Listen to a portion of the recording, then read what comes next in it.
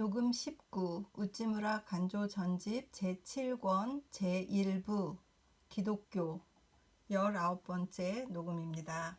기도드리겠습니다. 주님 은혜를 감사드립니다. 하나님 아버지, 기독교와 정치, 기독교와 문학, 기독교와 사상 이런 모든 것들을 비교해서 어떻게 이 세상을 볼 것인가 하는 문제들을 깊이 연구하시고 글로 쓰신 우찌무라 간조 선생님 책을 읽고 있습니다.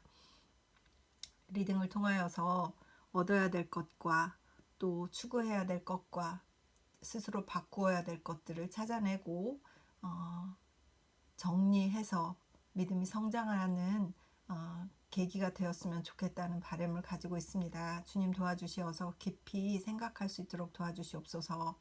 하나님, 또 이 리딩을 들을 한 분의 형제나 자매가 있어서 그분들의 신앙에 도움이 되기를 위해서 늘 기도드리고 있습니다.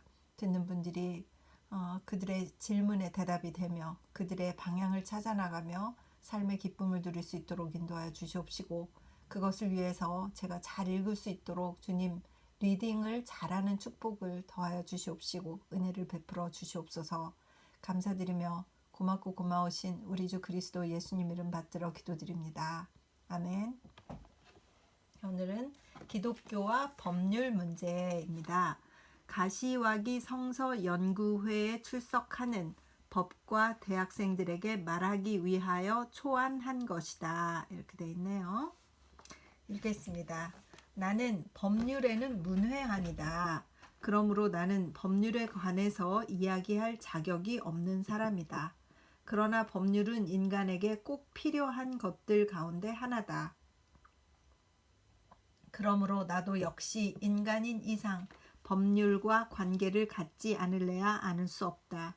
나의 일상생활에서 사회와의 교제에, 나의 독서에, 그리고 역사, 철학, 종교 등을 연구하는 데에는 내가 법률 문제에 접하지 않을래야 않을 수 없다. 그러므로 나는 아직껏 법률을 특별히 연구해 본 적은 없지만 그렇다고 하더라도 법률에 관해서 조금도 모른다고 말할 수는 없다. 나 역시 법률에 관해서 조금은 알고 있다. 그러나 아주 조금밖에 모른다. 조금밖에 모르는 것이지만 여러분에게 말씀드리려고 한다. 1. 법률의 신성성. 법전에 나타난 법률은 내가 잘 모른다. 그러나 법률 그 자체가 무엇인지는 알고 있다고 생각한다. 즉 법률이 사람에 의해 만들어진 것은 아니라는 사실이다. 정부에는 법제처가 있고 의회는 입법부라고 불리어지고 있기 때문에 자칫하면 세상 사람들은 법률이 사람에 의해 아무렇게나 만들어질 수 있는 것인 줄로 생각하지만 이것은 근본적으로 잘못된 생각이다. 법률은 원래가 의원들의 다수결로 제정되는 것이 아니다. 이것은 자연의 법칙과 마찬가지로 옛날부터 벌써 정해져 있는 것이다. 그러므로 의원들의 다수결로 법률이 제정되는 것이라면 뉴턴이 발견한 인력의 법칙도 역시 그와 같은 방법으로 제정될 수 있을 것임에 틀림없다. 그러나 아무리 오만무지한 의원이라 하더라도 자연 법칙을 의회에서 토론하여 제정하려는 사람은 없을 것이다. 사람과 사람 사이의 관계, 사람과 사물과의 관계, 권리가 미치는 범위와 그 효력 등은 모두 이미 정해져 있는 문제들이다.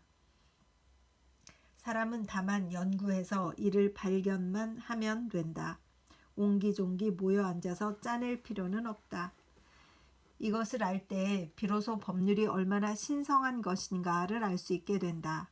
만일 법률이 사람에 의해 만들어지는 것이라면 그것이 신성하다고 말할 아무런 이유가 없을 것이다. 사람들이 법률을 신성하다고 말한다는 것이 벌써 자기도 모르는 사이에 하나님에게서 나온 것임을 인정하는 셈이다. 옛날에는 성인이 기도로 하나님께 아뢰어 그 계시를 받아 이를 법률이라고 해서 백성들에게 전해주었다. 그랬기 때문에 법률은 그야말로 신성하기 짝이 없었다.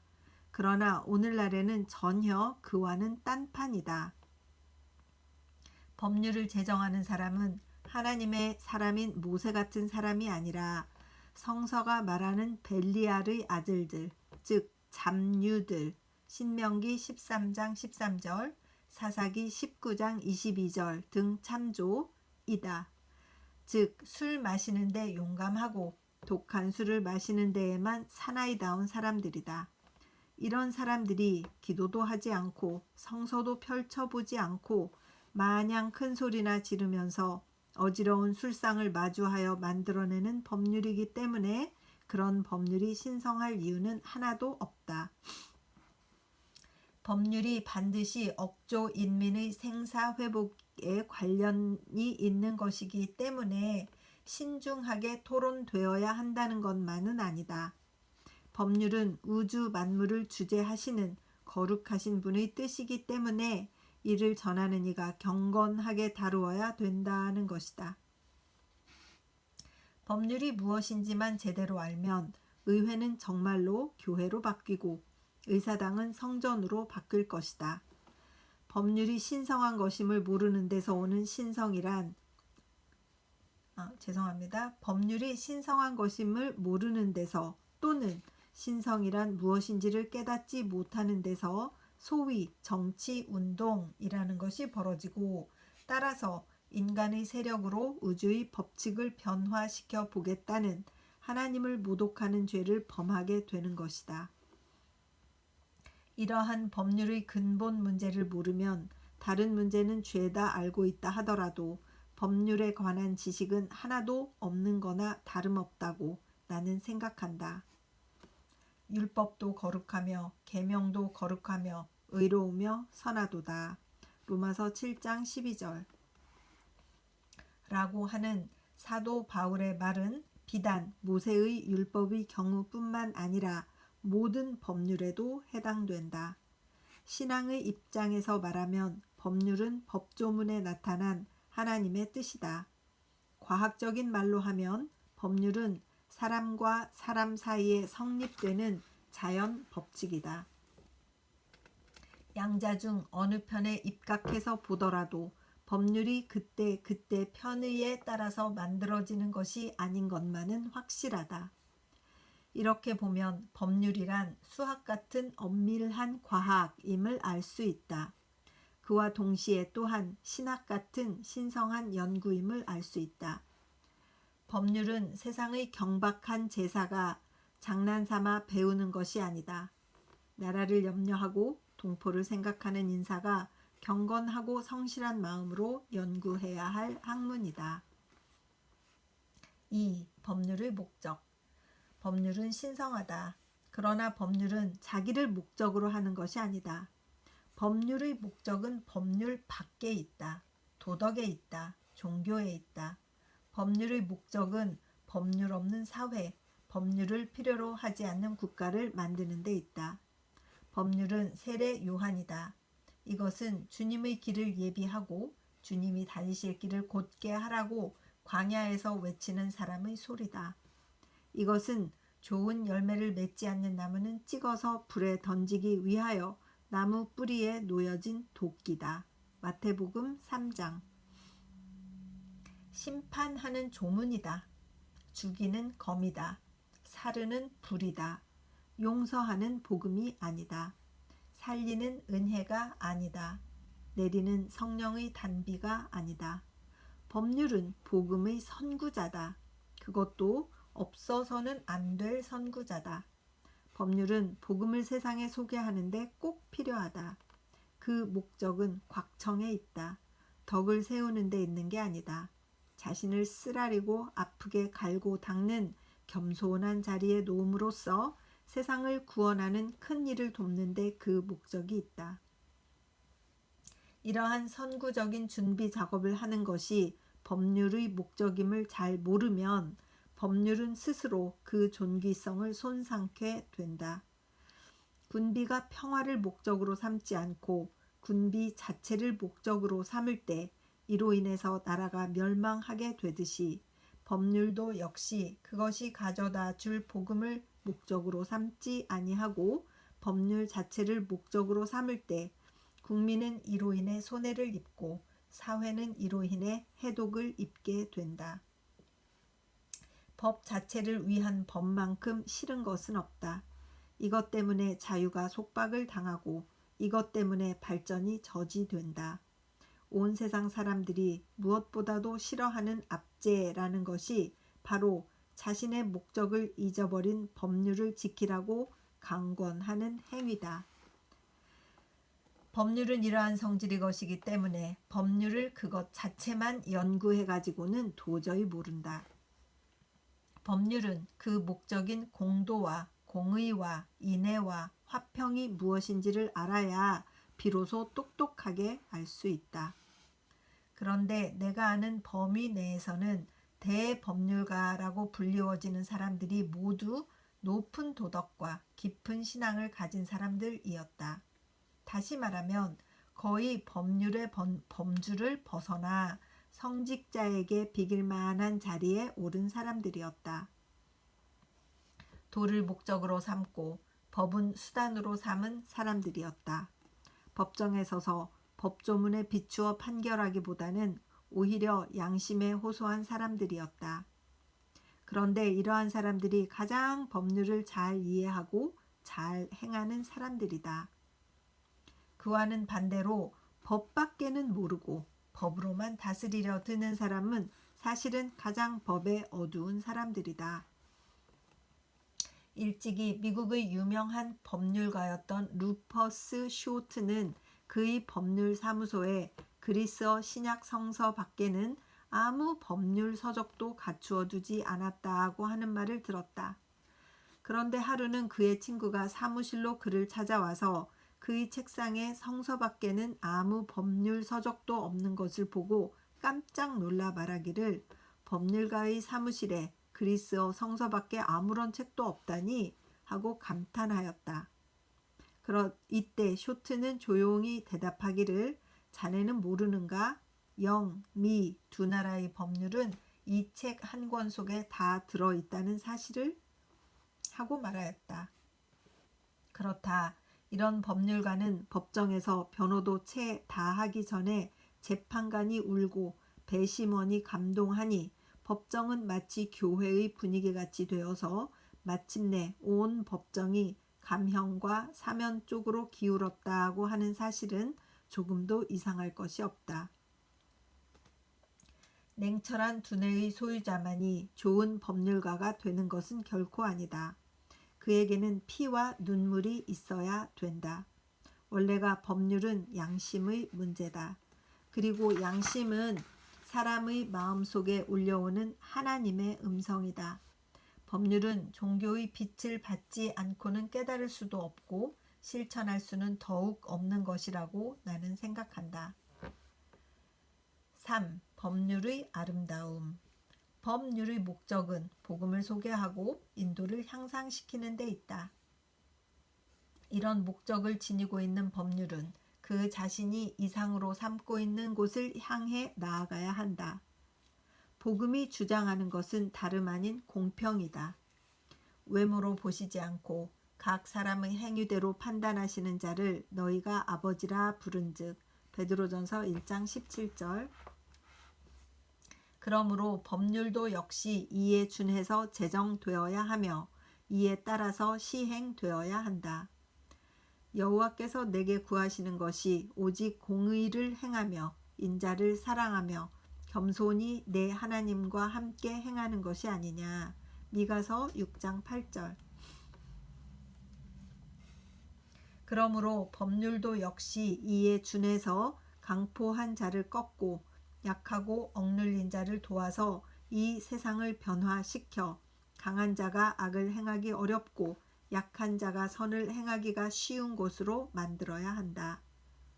아유, 이래야 될 텐데 어째 이렇게 이 말이 진짜 종교인이 이런 말씀을 하셔서 법을 하는 사람들을 부끄럽게 만드시네요. 그죠? 강한 자가 악을 행하고 약한 자가 선을 행하기 어려운 곳이 지금 되어버리고 있는데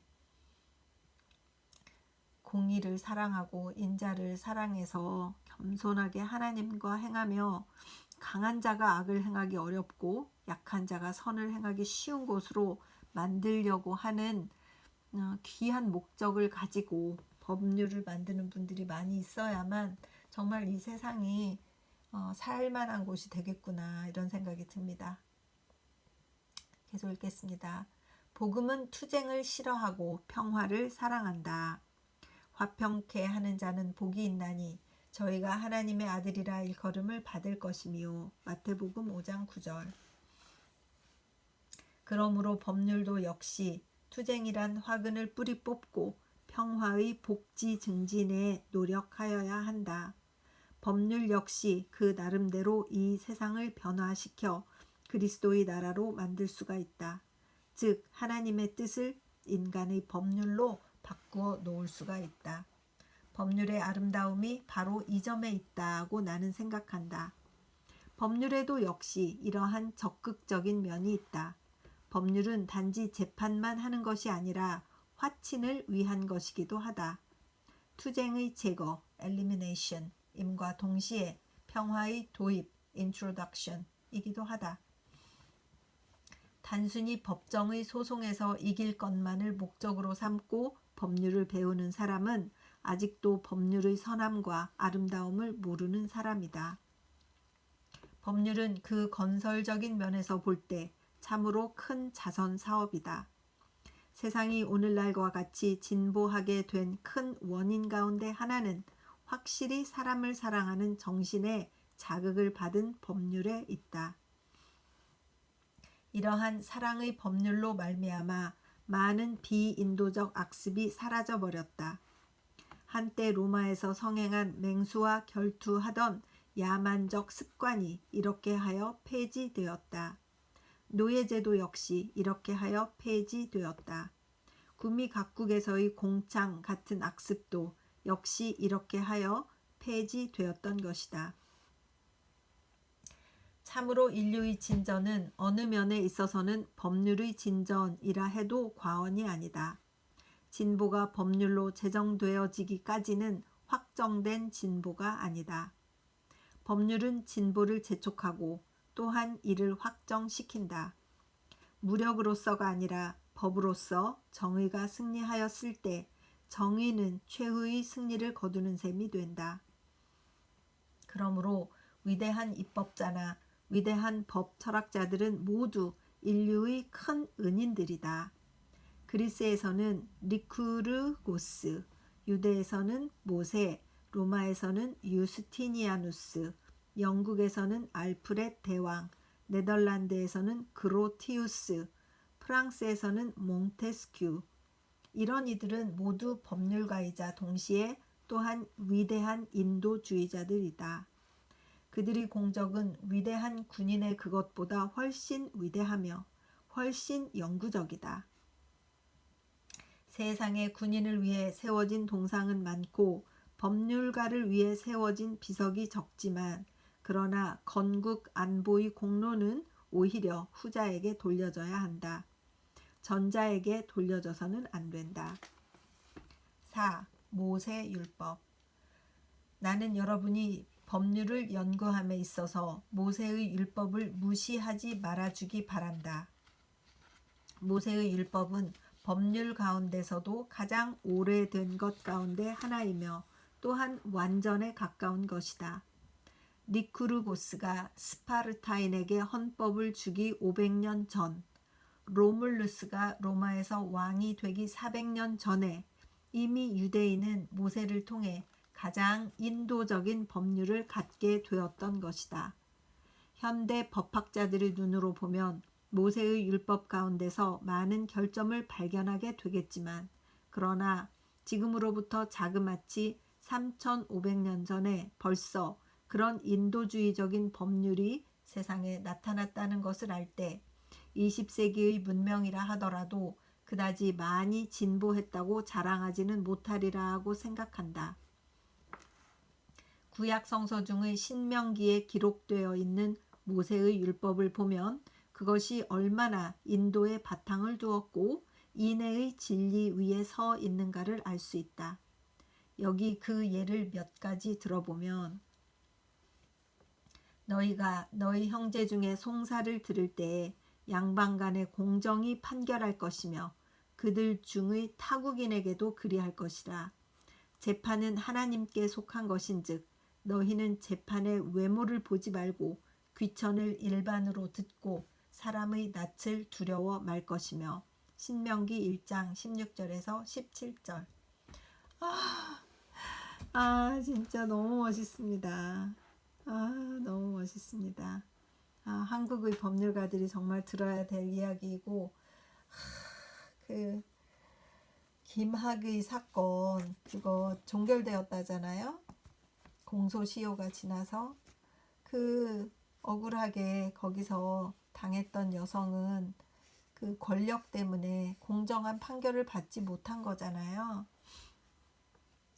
한국이 정말 부패로 멸망하지 않으려면 이런 공정한 법률의 실천이 있지 않으면 안 되겠다는 생각을 할 때가 얼마나 많습니까? 뭐 그 삼성 그 주인 누구예요? 이재용 그 사람은 뇌물을 주었다고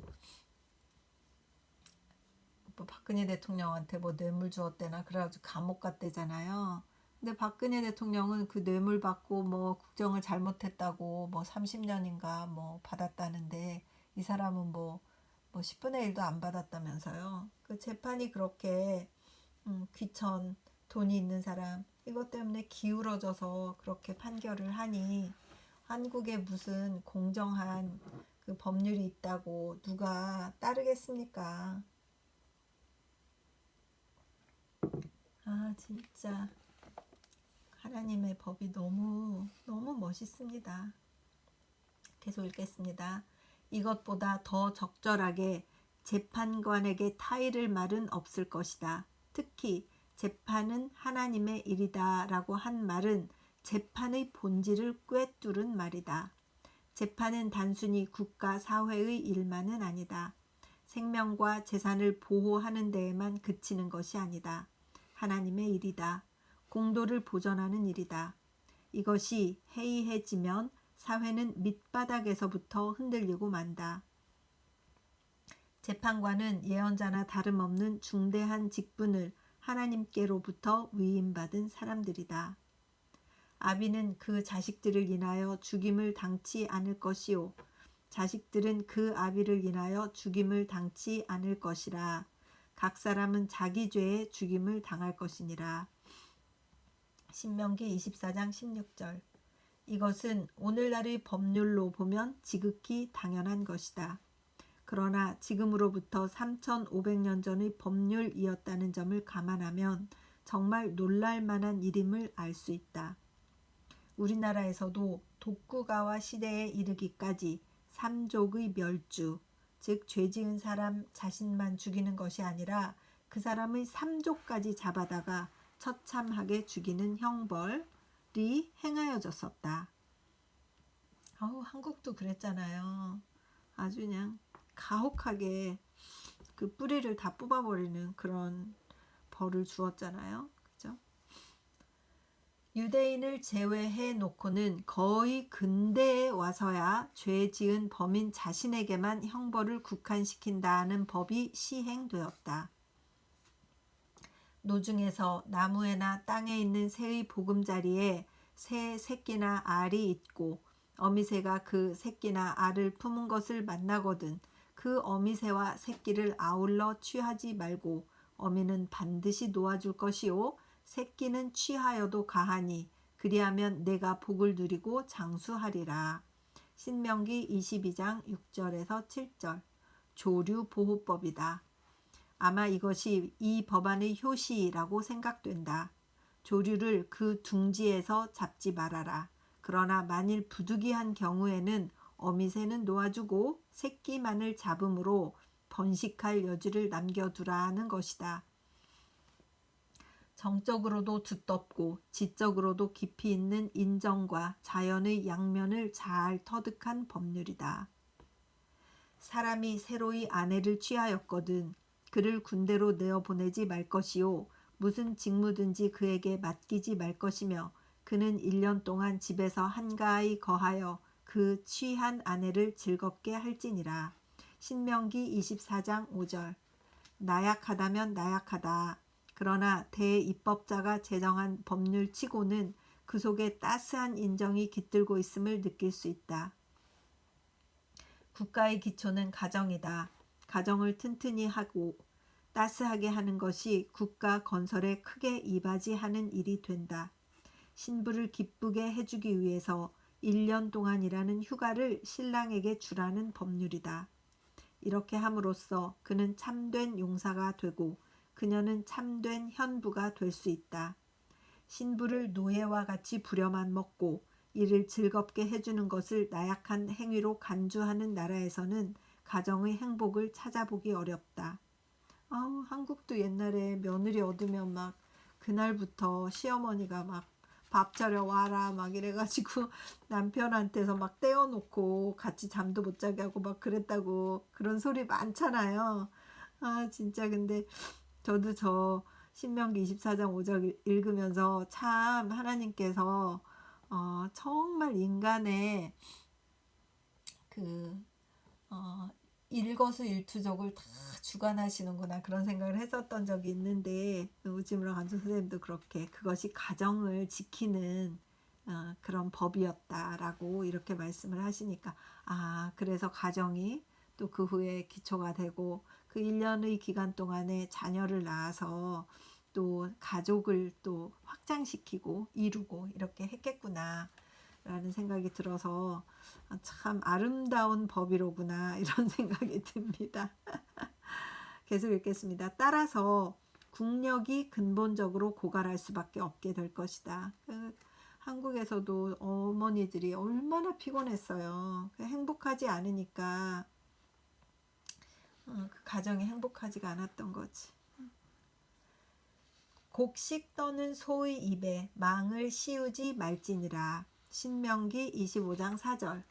가축에게까지 권리를 인정해 준 법률이다. 동물 애호는 그 동물에게만 필요한 것이 아니다. 그 동물을 기르는 사람에게 필요한 것이다. 인간이 동물을 애호하다 보면 자연적으로 인간들끼리도 서로 사랑하게 되는 법이다. 소의 권리까지 인정해주는 자가 사람의 권리를 침범할 리가 없다. 모세 율법의 이 조항에는 깊은 인도적인 뜻이 스며 있다. 이 밖에도 이와 비슷한 법령을 다 열거하자면 한정이 없다. 여러분 스스로가 신명기를 읽고 거기에서 인도적 율법의 연원을 더듬어 보기 바란다. 5. 최대 문제. 여기에 해결해야 할 법률의 최대 문제가 아직 남아있다. 그것은 국제적인 전쟁 폐지 문제다. 법률은 오래전에 벌써 개인들 사이의 싸움을 금하였다. 국내의 전쟁을 부정하였다. 그러나 국가들 사이의 전쟁은 아직도 폐지되지 않았다. 그러나 이것 역시 결코 하기 어려운 일은 아니다. 법률이 이 일을 성취할 때까지는 법률의 최대 목적을 달성했다고 말할 수가 없다. 그러나 세계 각국의 대법률가들은 바야흐로 이 문제를 해결하려고 무진 애를 쓰고 있다. 헤이그 만국평화회의는 주로 법률가들의 회합이다. 이 밖에도 만국국제법협회라는 것이 있다. 이 둘 다 전쟁의 폐지와 평화의 보급을 목적으로 하는 모임인데 해마다 그 세력과 범위를 확대시켜가고 있다. 전쟁의 폐지는 결코 어리석은 자의 꿈이 아니다. 처음에 예언자 이사야를 통해 창도된 이래 2700년 동안 언제나 세계에서 첫째가는 사상가들과 실천가들의 지지를 받아온 이상이다. 법 철학자로서는 그로티우스와 벤덤, 철학자로서는 라이프니츠와 칸트, 문인으로서는 루소, 실천가로서는 윌리엄 펜 등이 그 가운데에서도 특히 쟁쟁한 인사들이다. 법률의 최후 승리는 전쟁이 폐지될 때에 온다. 나는 여러분이 지금 위대하고 고결한 야망을 품어 이 큰 사업을 여러분의 힘에 겨운 일이라고 생각하지 말고 이 일에 여러분 나름의 노력을 기울이고 세계의 지사와 인자들과 협동하여 평화의 왕 되시는 주 예수 그리스도의 뜻을 이 땅에 실현시키기 위한 장도에 오르기를 바람하지 않는다. 1910년 5월 성서지 연구. 좀 더 길게 읽고 싶은 마음은 있으나 이 내용은 여기서 끝나고 다음은 또 기독교와 세계 역사 이러면서 내용이 바뀌기 때문에 여기서 마치고 이건 다음 리딩으로 넘겨야 될 것 같은 생각이 듭니다. 그래서 오늘은 좀 짧긴 하지만 워낙 인터레스팅한 하나님께서 모세에게 직접 주신 이 법률, 모세의 법, 기독교와 법률 문제 이 부분에 제가 괜히 또 설을 막 붙여가지고 길어졌기 때문에 여기서 마치도록 그렇게 하겠습니다. 그리고 내일 또 제가 일찍 출근을 해야 돼서 오늘은 여기서 마치도록 하겠습니다. 참 우리 하나님의 아름다운 법, 따뜻한 법, 그리고 공정한 법 정말 좋습니다. 기도드리겠습니다. 사회의 지도자로서, 신앙의 지도자로서 이 법과 대학생들에게 이렇게 귀한 말씀을 전할 때 우지무라 간주 선생은 어떤 마음으로 이 내용들을 썼을까 이런 생각을 하게 되었고, 이 자리에서 이 연설, 이 축사를 들은 학생들이 나중에 그들이 일본을 위해서 어떤 일들을 해야겠다고 이 자리에서 맹세했을까, 꿈을 가졌을까 하는 생각들을 하게 되었습니다. 주님, 이제 저는 60살이 되었고 세상을 꿈을 가지고 살기보다는 생각을 정리해야 될 나이라는 생각을 많이 가지고 있는데, 후배들에게 또는 젊은이들에게 이렇게 꿈을 주고 희망을 주는 그런 어른으로 살고 싶다는 생각이 있습니다. 그래서 우즈무라 간조 선생님처럼 성경을 정말 깊이 읽고 또 이 책을 다시 읽으면서 제가 만나는 젊은이들에게 이런 아름다운 축복의 말들을 해주고 축복의 글들을 전해줄 수 있는 어른으로 살고 싶다는 간절한 소망을 갖게 되었습니다. 주님께서 이 귀한 책을 읽게 해주셨습니다. 이런 어른이 되고자 하는 꿈을 저에게 주셨습니다. 참 이 글을 남기신 우찌무라 간조 선생님이 돌아가신 지가 100년이 넘었지만 정말 너무나 큰 영향을 미치는 것을 볼 때 정말 하나님께서 얼마나 귀하게 쓰신 분인가 하는 생각이 듭니다. 하나님 아버지, 정말 세상에 공의가 정의가 물같이 흐르는, 강물같이 흐르는 세상을 위해서 우리가 기도하고 그 법률을 다루는 자들이 공정하기를 위해서 또 기도하고, 재판관들이 그들이 가져야 될 기준, 생각, 자기들의 결심, 그들의 인테그리티, 그들의 디그니티 이런 것들을 생각할 때 정말 이런 글들이 기준이 되었으면 좋겠다는 생각을 가졌습니다.